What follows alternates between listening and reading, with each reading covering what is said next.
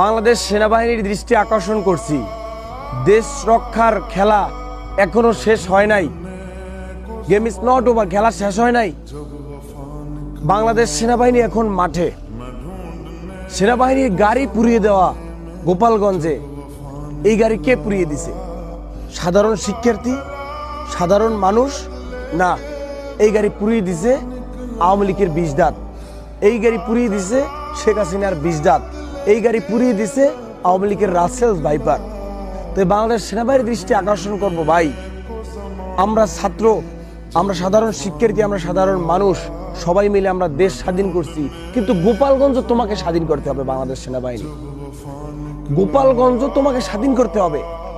দেখলাম সেনাবাহিনী ভাইকে 5-7 জন মিলে পুকুর পাড়ে নিয়ে গেছে। দেখলাম সেনাবাহিনীর আমাদের বয়সী, আমার চেয়ে মনে ছোট হবে, এখান থেকে রক্ত পড়তেছে। সেনাবাহিনীর গাড়ি পুড়িয়ে দেওয়া মানে কি?